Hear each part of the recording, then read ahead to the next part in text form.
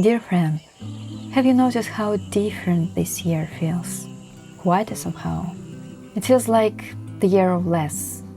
Less scrolling, less shopping, less posting, less trying to keep up with everything at once. 8 years ago, when I left the city to live on a small Spanish island, I was looking for a simpler life. I didn't have a name for it then. I just knew I was tired of the noise. And now here in Australia, I feel like the world is slowly catching up to something my heart has been craving for years.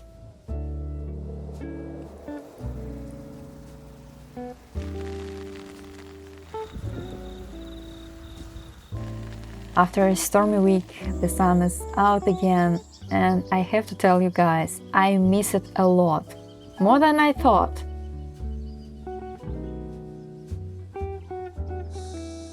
I love the rain, but the sun does something to your mood that feels almost necessary. We've been cooking lots of pastas lately, and I think veggie pastas might be my favorite. When I was making this eggplant pasta last week, it got me thinking about how much I love cooking and how grounding it feels to spend time away from the screens. And I'm not the only one feeling that pull toward offline kind of life. More and more it seems like people are choosing it too. People are logging off more, picking up hobbies that don't need Wi-Fi, reading actual books again, and spending time without documenting it. The average person now spends over 2 hours every day scrolling social media, and researchers are beginning to notice what that does to us. Shorter attention spans, mental fog, difficulty focusing, that feeling of always needing something new. Our brains slowly get trained to expect constant stimulation, which makes it harder to read deeply, listen fully, or simply sit inside a moment without reaching for distraction. I started feeling this pull away from my phone in the beginning of last year, I guess. But if I'm honest, it happened earlier when I had Lily, my daughter, because it was so hard to stay present with someone who is just completely in the moment when your mind is, living inside a screen. I also started noticing how scrolling quietly changed how I saw my own life.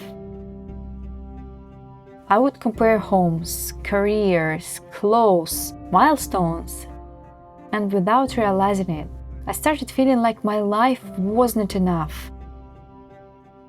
I became distracted during simple routines, impatient, constantly consuming something just to avoid being bored, Podcasts while cooking, videos while resting.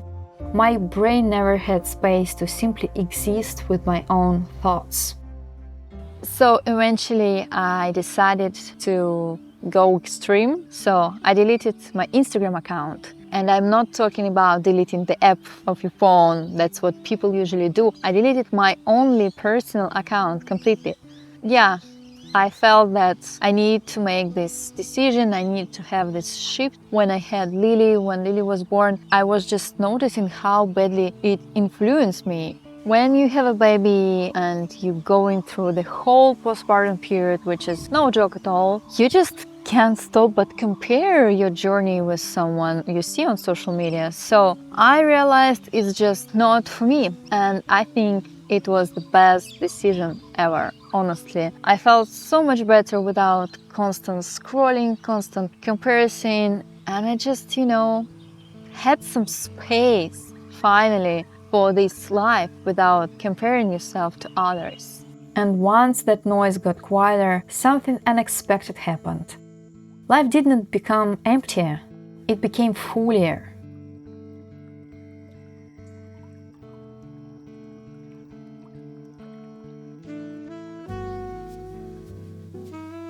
I've always loved cooking, you guys. Not in a rushed, multitasking way, but in a slow, repetitive, almost meditative way.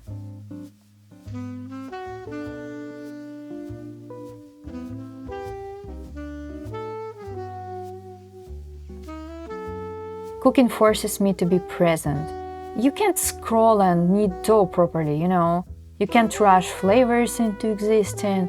You have to wait. You have to notice. You have to trust small steps. And I think that's why it feels so grounding to me.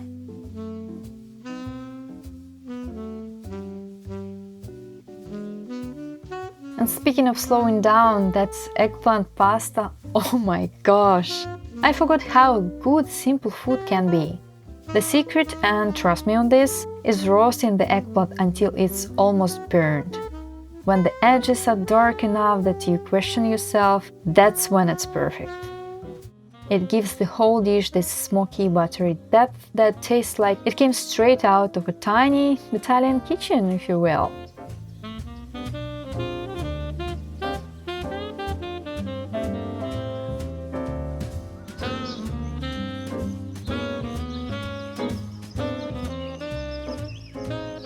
And this recipe is actually from my app. I don't know, guys, if I told you that I have an app. I do, apparently. My husband and I built this wellness app called Creamy a few years ago, and it was such a journey, you guys. It deserves its own video one day. It's a wellness app full of the good stuff, meal plans, healthy recipes, affirmations, just a little cozy corner in the internet that we built. So if you ever wanted to support my channel now, it's a good chance. You can check it out. No pressure at all, but honestly, it would mean so much to us. Hello, little cockatoo!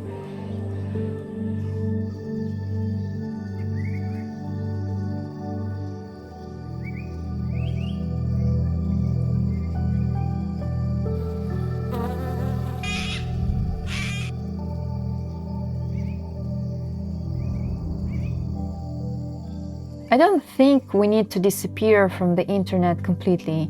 I love it. But I do think many of us are relearning something important, that connection does not only live online, that creativity does not need an audience, that boredom is not empty. It's where imagination grows again.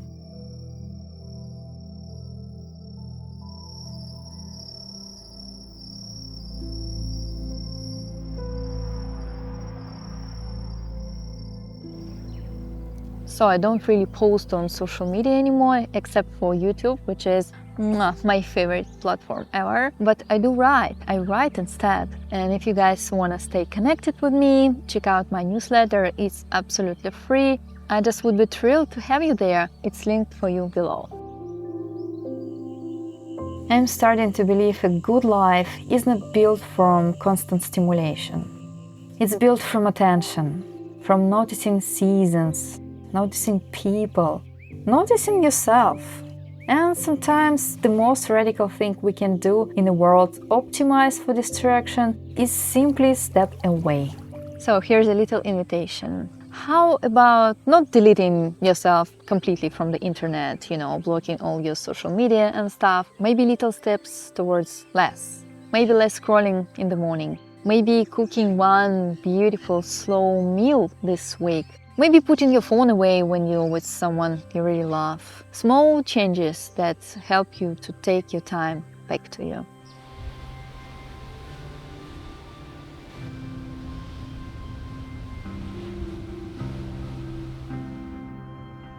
I think many of us are quietly relearning how to enjoy our lives offline more than our lives online. And maybe that's not regression. Maybe that's real growth.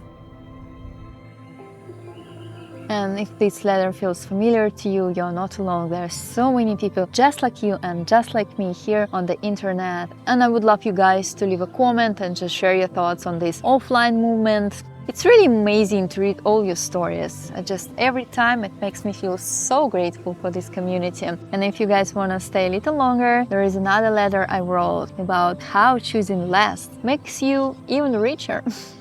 You're welcome there.